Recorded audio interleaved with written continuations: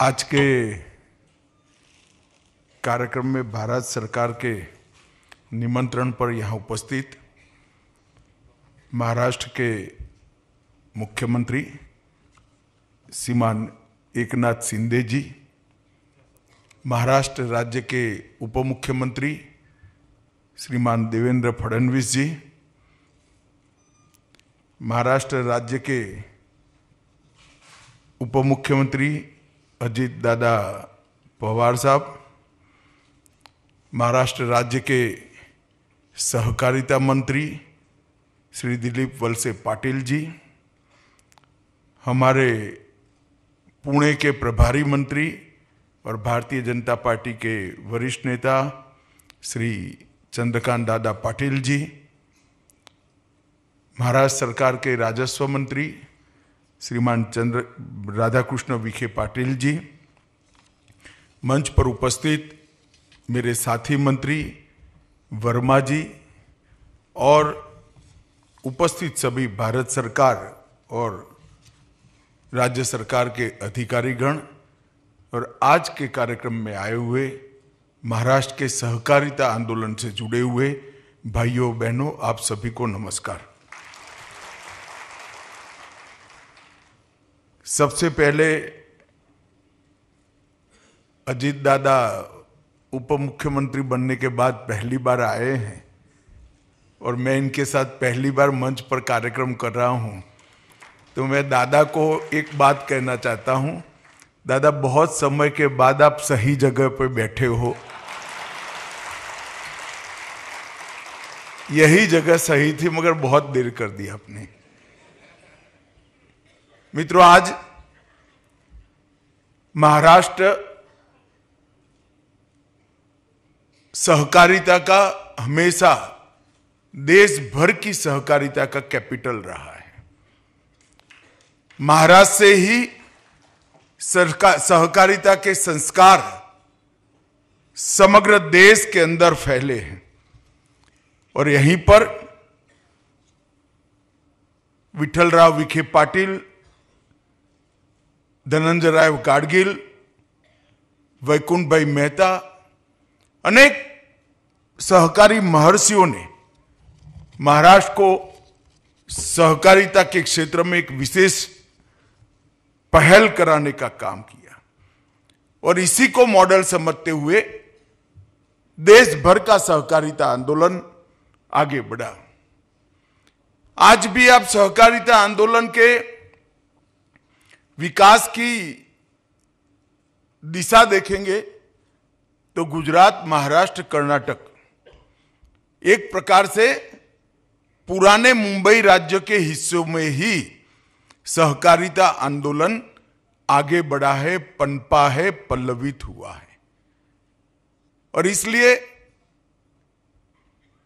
Central registrar की office का काम पूर्ण तरह से डिजिटल करने का जो कार्यक्रम था वो हमारे मंत्रालय के सचिव ज्ञानेश कुमार जी ने उचित निर्णय किया कि वो कार्यक्रम महाराष्ट्र में और पुणे में किया जाए। और आज मल्टी स्टेट कोऑपरेटिव समितियों की देखभाल करने वाला सेंट्रल रजिस्ट्रार की ऑफिस का पूरा सिस्टम सीआरसीएस का कार्यक्रम आज से पूर्णतया डिजिटल हो रहा है। अब कोई भी मल्टी स्टेट कोऑपरेटिव सोसाइटी को अपनी ब्रांच बढ़ानी है, दूसरे राज्य में जाना है, अपना ऑडिटेड बैलेंस शीट फाइल करना है, अपनी रिपोर्ट भेजनी है, किसी भी चीज के लिए कहीं पर जाने की जरूरत नहीं है। आपकी ऑफिस से ही आप भारत सरकार के रजिस्ट्रार के यहां पूरा कॉरेस्पॉन्डेंस कर सकते हो और वो वैध होगा। सेंट्रल रजिस्ट्रार का कार्यालय रजिस्ट्रेशन, बायलॉज का रजिस्ट्रेशन, बायलॉज में अमेंडमेंट, ऑडिटिंग और सेंट्रल रजिस्ट्रार के द्वारा ऑडिटिंग का मॉनिटरिंग और चुनाव की पूरी प्रक्रिया, एचआर का विकास करना, विजिलेंस और प्रशिक्षण, ये सारे कार्यक्रम को समाहित कर ये पोर्टल को बनाया गया है। एक प्रकार से पूर्ण पोर्टल है। आज मैं ये 3 युवाओं को भी बहुत बहुत बधाई देना चाहता हूं, जिन्होंने पोर्टल के लिए एक हैकाथन किया गया था, जिसमें अपना पूरा योगदान दिया है। नरेंद्र मोदी जी ने सहकार से समृद्धि का जो विचार रखा है, वो विचार के अंदर उन्होंने बड़े गहरे तत्वदर्शन के तहत ये विचार रखा है। मोदी जी ने इस 9 साल के अंदर देश के 60 करोड़ गरीबों को अपने पूरे जीवन के करने के काम 9 साल में समाप्त कर दिए। देश में 60 करोड़ लोग ऐसे थे जिनके कुछ स्वप्न थे। स्वप्न क्या थे? कि कभी मेरा एक घर बन जाए, घर है तो घर में बिजली आ जाए, बिजली है तो गैस का सिलेंडर आ जाए, मेरे यहां परिवार के खाने पीने की व्यवस्था हो जाए, शौचालय बन जाए, मेरे परिवार की स्वास्थ्य की सारी सुविधाओं की मैं चिंता कर पाऊं। कुल मिलाकर गरीब व्यक्ति के मन में जितने उद्देश्य थे, जिसके लिए वो उद्यम करता था, 60 साल से लगा था, 2-2, 3-3 पीढ़ी चली गई, वो सारे काम नरेंद्र मोदी जी ने ये 9 साल में एक ही झटके में समाप्त कर दिया। उसको घर देने का काम कर दिया, घर के अंदर शुद्ध पीने का पानी पहुंचा दिया, उसके घर में गैस का सिलेंडर पहुंचा दिया, शौचालय पहुंचा दिया, 5 लाख तक का स्वास्थ्य का पूरा खर्चा उठा लिया और प्रति व्यक्ति प्रति माह 5 किलो अनाज भी फ्री देने का काम नरेंद्र मोदी जी ने कर दिया और बिजली भी दे दी। अब गरीब को अपना रोज जो काम करता था, उससे जो पैसा खर्च करता था, वो सारे काम भारत सरकार ने एक ही झटके में समाप्त कर दिए। ये गरीब व्यक्ति जो 60 करोड़ गरीब थे देश के, वो देश के अर्थतंत्र के साथ नहीं जुड़े थे। इसके पास बैंक अकाउंट भी नहीं था, उसको बैंक अकाउंट देने का काम भी पूरा कर दिया और उसके पूरी गाढ़ी कमाई अपने परिवार की ये प्राथमिक चिंताओं करने में समाप्त होती थी। ये चिंताएं भी समाप्त हो गई। तब उसको स्वप्न आता है कि मैं भी कुछ कमाऊं, मेरे घर में भी एक अच्छा टीवी हो, मिक्सचर आ जाए, कूलर आ जाए, मेरे घर में व्यवस्था हो जाए, मेरे बच्चे मेडिकल, इंजीनियरिंग, आईएएस बने, आईपीएस बने। ये सारे स्वप्न वो देखने लगा है आजादी के 75 साल के बाद, क्योंकि उसको संभव लगता है। पहले पूरा जीवन इसका जिस जद्दोजहद के अंदर था, वो तो समाप्त हो चुकी। अब वो कुछ उद्यम करना चाहता है, वो कुछ काम करना चाहता है। काम करना तो चाहता है, परंतु उसके पास पूंजी नहीं है। पूंजी के बगैर क्या उद्यम करेगा? पूंजी के बगैर क्या काम करेगा? इसका एकमात्र जवाब सहकारिता आंदोलन है। सहकारिता आंदोलन का मतलब है छोटी छोटी पूंजी वाले अनेक लोगों को इकट्ठा कर कर बड़ा उद्यम स्थापित करना, यही सहकारिता है। पद्मश्री पाटिल ने छोटे छोटे लोगों को, छोटे छोटे किसानों का छोटा छोटा पूंजी इकट्ठा कर कर सहकारी कारखाना लगाया, साकर कारखाना लगाया, और जहां देश भर में सैकड़ों साकर कारखाने इस पद्धति पर चल पड़े। हमारे यहां त्रिभुवन दास पटेल ने छोटी छोटी महिलाओं से उस जमाने में 5 रुपया और आज के जमाने में 100 रुपया लेकर दुग्ध क्रांति करी, अमूल का आंदोलन खड़ा किया। आज स्थिति यह है कि 36 लाख महिलाएं गुजरात के अंदर 100 रुपये से ज्यादा किसी ने नहीं रोका है, इन्वेस्ट नहीं किया है, सिर्फ 100 रुपया इन्वेस्ट किया है। वो 36 लाख महिलाओं की कोऑपरेटिव अमूल आज 60,000 करोड़ का मुनाफा वो 36 लाख महिलाओं को पहुंचा है। 60,000 करोड़ रुपए का मुनाफा। तो सहकार से समृद्धि का मतलब है छोटे से छोटे व्यक्ति को अपने जीवन को उन्नत बनाने का मौका देना, छोटे से छोटे व्यक्ति को देश की आर्थिक प्रगति में योगदान लेने के लिए एक मंच, एक प्लेटफॉर्म देना और सहकारिता के माध्यम से इसका जीवन का उद्धार करना। और इसीलिए इस सहकारिता मंत्रालय की स्थापना की गई है। आज हमने जिस पोर्टल को यहां पर शुरू किया है, देश की 1555 बहुराज्यीय सहकारी समितियों को इसका फायदा मिलेगा। महाराष्ट्र में 1555 में से जोर से ताली बजाना बाद में 42% सोसाइटी अकेले महाराष्ट्र में है। एक और पूरा देश है और एक और महाराष्ट्र है। जितनी मल्टी स्टेट कोऑपरेटिव सोसाइटी देश भर में है उसमें से 42% महाराष्ट्र में है। मैं इसलिए आया हूं कि महाराष्ट्र के सभी सहकारिता आंदोलन के नेताओं को बताना चाहता हूं कि हमारी स्ट्रेंथ क्या है। और ये आज से ये 1555 मल्टी स्टेट कोऑपरेटिव सोसाइटी को मैंने आगे कहा वो सारा काम, चाहे रिटर्न फाइल करना हो, चाहे multi state cooperative state registrar से शिकायत करनी हो, किसी भी मेंबर को, किसी भी सोसाइटी को अपना जवाब देना हो, किसी भी सोसाइटी को चुनाव प्रक्रिया की इंफॉर्मेशन देनी हो, आपका बोर्ड का रेजोल्यूशन भेजना हो और एनालिटिक टूल्स भी इसके अंदर रखे हैं। हर प्रकार का काम ये पोर्टल करेगा।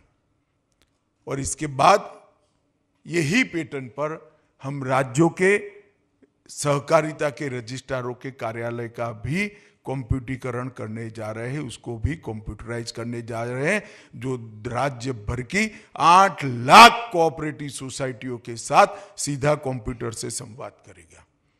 तब जाकर एक काम में गति आएगी। सहकारिता आंदोलन आधुनिकता के बगैर आगे नहीं बढ़ सकता। सहकारिता आंदोलन पारदर्शिता के बगैर आगे नहीं बढ़ सकता।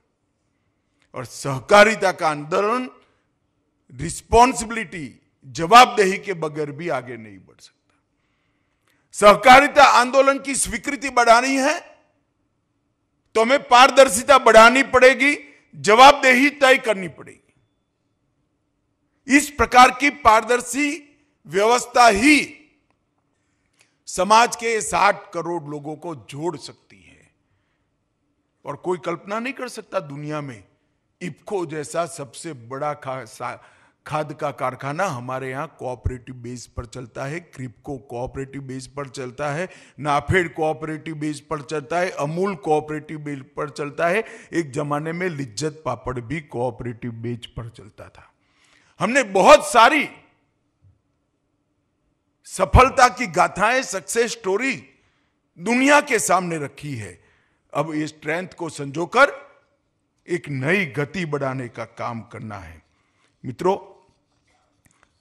अभी अभी मल्टी स्टेट कोऑपरेटिव सोसाइटी के एक्ट का भी संशोधन किया गया। हमारे सचिव साहब यहां बैठे हैं, मैं उनको और उनकी पूरी टीम को बधाई देना चाहता हूं। देखिए एफिशिएंसी क्या होती है। 2 तारीख को कानून पारित हो गया, राष्ट्रपति महोदया की साइन हो गई, इसका नोटिफिकेशन निकल गया और 4 तारीख को उसका रूल्स का भी नोटिफिकेशन निकल गया। 2 तारीख को संसद के सदनों में, दोनों सदनों में पारित होने के बाद 4 तारीख को कोई काम बाकी नहीं। और इसके अंदर हमने multi state cooperative society act में निर्वाचन सुधार, कोऑपरेटिव गवर्नेंस के लिए कई नए आयाम रखे हैं। फाइनेंशियल डिसिप्लिन और फंड की पूर्ति के लिए हमने व्यवस्थाएं की है। व्यापार की सुगमता बढ़ाने के लिए व्यवस्था की है।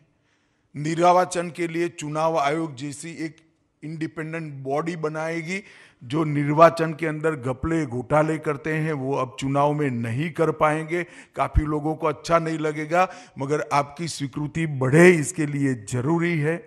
बोर्ड को चलाने के नियमों में भी बदलाव किया है और पारदर्शिता लाने के लिए बोर्ड ऑफ डायरेक्टर की जिम्मेदारी, कर्मचारियों की जिम्मेदारी तय की है। कोई अपने भाई भतीजे को नौकरी नहीं दे पाएगा, ये भी हमने सुनिश्चित कर लिया है। क्यों एक भी ताली नहीं पड़ती भाई? जो आएगा वो हमारा ही है भाई।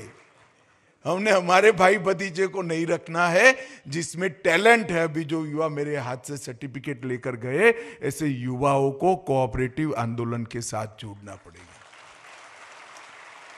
तब जाकर एक कोऑपरेटिव आंदोलन आगे बढ़ेगा। ऑडिट की जिम्मेदारी भी रिजर्व बैंक अप्रूव पैनल को ही हमने देने का तय किया है और गैर मतदान वाले सदस्यों के नॉन वोटिंग शेयर को देकर ज्यादा पूंजी प्राप्त करने के लिए भी इसके साथ व्यवस्था की है, जिससे बहुत बड़ी सुविधा मल्टी स्टेट कोऑपरेटिव सोसाइटीज को होगी।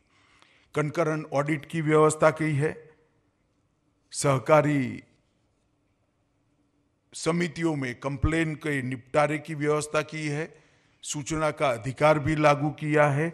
ढेर सारी व्यवस्थाएं हमने की है।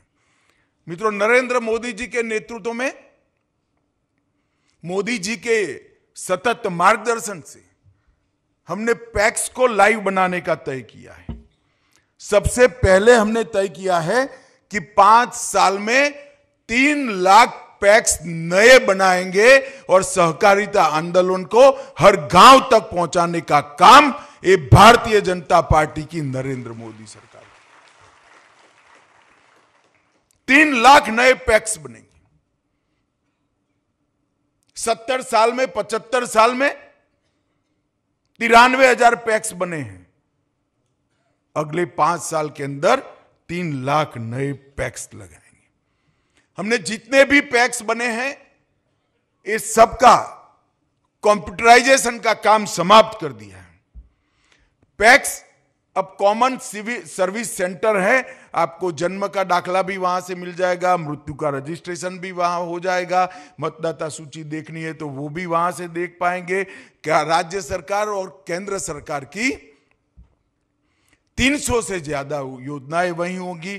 पैक्स बैंक मित्र भी होंगे, पैक्स सस्ती दवाई की दुकान भी बन पाएंगे, पैक्स गैस का वितरण का भी काम करेंगे, पैक्स अब पेट्रोल पंप भी बन पाएंगे, पैक्स नल से जल की जो समिति है, इस समिति को गांव में संचालित करेंगे, पैक्स भंडारण का भी काम करेंगे। मित्रों, विश्व की सबसे बड़ी भंडारण योजना मोदी जी ने कैबिनेट के अंदर अप्रूव की है। राज्य सरकार और केंद्र सरकार जो धान और गेहूं खरीदेगी या रागी खरीदेगी, ज्वार खरीदेगी, बाजरा खरीदेगी, मक्का खरीदेगी, वो कोई फूड कॉरपोरेशन ऑफ इंडिया के बड़े गोडाउन में नहीं जाएगा, आपके तहसील में ही रहेगा और वहीं से सस्ता अनाज की दुकान पर चला जाएगा। ट्रांसपोर्टेशन शून्य हो जाएगा और इसके लिए बहुत बड़ी योजना है। दिलीप वत्स पाटिल यहां बैठे, मेरा उनको आग्रह है, सुबह हमारे तीनों महानुभाव, मुख्यमंत्री और दोनों उप मुख्यमंत्री को मैंने बनाया। महाराष्ट्र ने इसका सबसे ज्यादा फायदा लेना चाहिए। एक भी तहसील ऐसी न हो जहां कोऑपरेटिव भंडारण की, स्टोरेज की व्यवस्था न की जाए। और बहुत मल्टी डायमेंशनल है ये स्टोरेज। कोऑपरेटिव के पास ट्रैक्टर भी होगा, ड्रोन भी होगा। स्टोरेज कोऑपरेटिव के पास पराली को उठाने के लिए मशीनों की व्यवस्था भी होगी। ढेर सारा काम इसके माध्यम से हो जाएगा। इसका मैक्सिमम फायदा महाराष्ट्र ने लेना चाहिए, ऐसा मेरा मानना है। मित्रों, अब कोऑपरेटिव को जेम के प्लेटफॉर्म का भी फायदा मिल रहा है। हम एक सहकारी कोऑपरेटिव डेटा बना रहे हैं। आप मेरे ऑफिस में कभी चाय पीने आइएगा, सच अर्थ में कह रहा हूं, तो मेरे लैपटॉप पर मैं आपको महाराष्ट्र दबा कर दूंगा तो कितनी कोऑपरेटिव सोसाइटीज है आ जाएगा, फिर एक जिले में चले जाएंगे, पुणे जिले में चले जाएंगे तो पुणे जिले की आ जाएगी, फिर एक तहसील में चले जाएंगे तो तहसील में आ जाएगी, और फिर हर गांव का नाम लिखोगे तो गांव की हो जाएगी। इसके साथ कौन से गांव में कोऑपरेटिव आंदोलन नहीं है वो भी सूची साथ में ही दिखाई पड़ेगी। कोऑपरेटिव का अगर विस्तार करना है, इसको एक्सपांड करना है तो कहां करने की जरूरत है, कोई राज्य को अब जानने की जरूरत नहीं, कंप्यूटर पर मिल जाएगा। दिलीप वळसे पाटिल साहब चाहेंगे कि महाराष्ट्र के कितने गांवों में पैक्स नहीं है, तो कंप्यूटर पर उसकी सूची तहसील वाइज, जिले वाइज मिल जाएगी, वहां पर पैक्स रजिस्टर करनी है। ये बहुत बड़ा कार्यक्रम और इसका 95% काम हमने पूरा कर दिया है। हम एक नई कोऑपरेटिव पॉलिसी भी लेकर आए हैं। हम कोऑपरेटिव यूनिवर्सिटी भी बना रहे हैं जिसके माध्यम से कोऑपरेटिव और कोऑपरेटिव के साथ साथ जितने एक्सटेंशंस हैं, चाहे डेयरी उद्योग हो, चाहे चीनी उद्योग हो, चाहे मछुआरा समिति के शीत केंद्र हो, अनेक प्रकार के काम कोऑपरेटिव्स करती हैं। इसके टेक्निकल एजुकेशन की व्यवस्था भी इसी के साथ जुड़ जाएगी। तो युवाओं को इसके साथ हम जोड़ेंगे। मित्रों, हमने 3 नई कोऑपरेटिव सोसाइटीज बनाने का काम किया है। Multi state cooperative society Bharat सरकार बन गई है। बहुराज्य ऑर्गेनिक प्रोडक्ट मार्केटिंग के लिए एक सोसाइटी, ऑर्गेनिक प्रोडक्ट के लिए, प्राकृतिक खेती के लिए ढेर सारे किसान आगे आए हैं, मगर उनको सर्टिफिकेशन नहीं है और उनको अपने उपज का मूल्य नहीं मिलता है।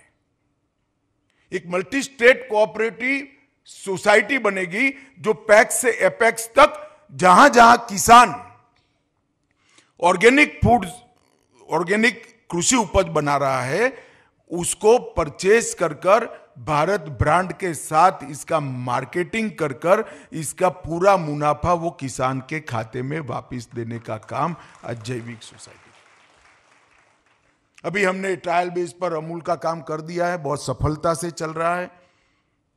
हर महीने अमूल हर रोज 61 टन मटेरियल का अभी ट्रांजैक्शन कर रहा है। ये शुरुआत ही है। इसके साथ साथ किसान अपनी अच्छी प्रोडक्ट को एक्सपोर्ट नहीं कर पाता है। हमारे यहां गुजरात में जीरा और इसबगुल होता है, मगर एक्सपोर्ट बहुत कम होता था। क्यों? क्योंकि मिट्टी लग जाती थी, इसकी सफाई की व्यवस्था नहीं थी, करना कुछ नहीं था, एक प्लास्टिक की दरी बिछा देनी थी, इस पर जीरा डालना था, खेत में खलियान में नहीं होता था। इसबगुल भी एक्सपोर्ट नहीं होता था। अब ये मल्टी स्टेट एक्सपोर्ट समिति किसान के पास से या पैक्स के पास से एग्रीकल्चर प्रोड्यूस को खरीदकर दुनिया भर के बाजार में बेचेगी और इसका मुनाफा भी मिल्क कोऑपरेटिव की पैटर्न पर सीधा किसान के पास जाएगा। वो मल्टी स्टेट कोऑपरेटिव नहीं रखेगी। एक्सपोर्ट का फायदा मेरे किसान भाइयों को होगा। इसी तरह से छोटे किसान बीज की खेती नहीं कर सकते थे। सीड्स का डेवलपमेंट करना है तो बड़ी कंपनियां इनको मौका नहीं देती। जिनके पास 15 एकड़, 20 एकड़, 15 हेक्टर, 30 हेक्टर भूमि है, उसी को देते थे वो। अब आपके पास सिर्फ 2.5 बीघा मतलब 1.25 एकड़ भूमि है तो आप बीज का प्रोडक्शन कर सकते हो। ये मल्टी स्टेट सीड्स कोऑपरेटिव आपका बीज ले लेगी, आपको बीज बनाने का सर्टिफिकेशन भी करेगी और आपके बीज को वो अपने ब्रांड के साथ भारत के और विश्व के बाजार में भी बेचेगी, जिससे किसान ज्यादा प्रोडक्टिव क्रॉप अपने खेत के अंदर कर पाएगा। ये तीनों कोऑपरेटिव सोसाइटीज मैं स्पष्ट रूप से दिख रहा हूं कि जिस दिन पद्मश्री पाटिल ने साकर कारखाने की नींव डाली होगी, उनको मालूम नहीं होगा, किसानों को भी मालूम नहीं होगा, शायद पद्मश्री पाटिल को भी मालूम नहीं होगा। देश भर के 10 करोड़ से ज्यादा किसानों के उद्धार का काम हो रहा है। ये तीनों सोसाइटियां ऐसी है जो आने वाले दिनों में हमारे देश के करोड़ों किसानों की समृद्धि का मार्ग प्रशस्त करेंगे। पहले कोऑपरेटिव के साथ स्टेप मदर अप्रोच से व्यवहार किया जाता था। अब मोदी जी के नेतृत्व में किसी की हिम्मत नहीं है कोऑपरेटिव को स्टेप मदर अप्रोच से देखने की। हमने समान व्यवहार की। कॉरपोरेट के लिए जो व्यवस्था है वो सारी कोऑपरेटिव के लिए है। इनकम टैक्स के अंदर जो जो दोहरे मापदंड थे हमने समाप्त कर दिए। 31 मार्च को मैन्युफैक्चरिंग आरंभ करने वाली 31 मार्च के बाद मैन्युफैक्चरिंग आरंभ करने वाली समितियों को 15% दर का फायदा मिलेगा। टीडीएस में 3 करोड़ की उच्चतम सीमा भी तय कर दी। कैश भरने की सीमाओं का भी एक्सटेंशन कर दिया। और ये अभी अजीत दादा ने कहा कि कितने सालों से शुगर मिल का प्रॉब्लम पड़ा था। किसी ने कहा 10,000 करोड़ माफ हो गया, किसी ने कहा 10,000 नहीं, पेनल्टी और इंटरेस्ट गिन लो तो 30,000 करोड़ हर्षवर्धन भाई ने बताया। भाई मैं अलग दृष्टि से देखने वाला आदमी हूं। 10,000 करोड़ माफ हो गया, पेनल्टी के साथ 30,000 करोड़ माफ हुआ, रिट्रोस्पेक्टिव इफेक्ट से हुआ, वो तो है ही, मगर आगे लगना ही नहीं है, वो भी हो गया, सालों तक नहीं लग सकता। और जो कोऑपरेटिव का कंसेप्ट है, मुनाफा किसान का है, मुनाफे पर किसान का अधिकार है, उसमें सरकार टैक्स नहीं लगा सकती। यह सिद्धांत का तत्वतः भारत सरकार के वित्त मंत्रालय ने स्वीकार किया। इस समग्र सहकारिता आंदोलन के लिए बहुत बड़ी बात है, जो आने वाले दिनों में हमें बहुत बड़ा फायदा। और मैं तो मोदी जी का आभारी हूं, वित्त मंत्री जी का भी आभारी हूं। कभी भी रिट्रोस्पेक्टिव इफेक्ट से टैक्स बेनिफिट नहीं दिया है। केवल और केवल ऐसा साहस नरेंद्र मोदी कर सकते हैं और कोई नहीं कर सकता। सहकारी समितियों के अधिभार को पहले 12% था, अब 60% कर दिया। मैट को भी 18.5% से 15% कर दिया। और क्रेडिट गारंटी फंड ट्रस्ट की निधि योजनाओं के लिए एनसीडीसी को पात्रता दे दी। और मैं आज सुबह भी हमारे तीनों नेताओं से बात करी, मुख्यमंत्री जी और दोनों उप मुख्यमंत्री से, महाराष्ट्र का एक भी कोऑपरेटिव साकर कारखाना ऐसा नहीं होना चाहिए जो इथेनॉल न बनाता हो। एनसीडीसी के पास ढेर सारा पैसा है। 10,000 करोड़ की घोषणा की, आप 10,000 करोड़ भूल जाइए, आपको जितना पैसा चाहिए इतना हम फाइनेंस करेंगे। कोऑपरेटिव शुगर फैक्ट्रियों के लिए समय है वायबिलिटी बढ़ाने का। आप इथेनॉल संयंत्र, ऊर्जा का संयंत्र अपने यहां लगा दीजिए, हमेशा के लिए आपकी वायबिलिटी बढ़ जाएगी। अभी रेट भी अच्छे मिल रहे हैं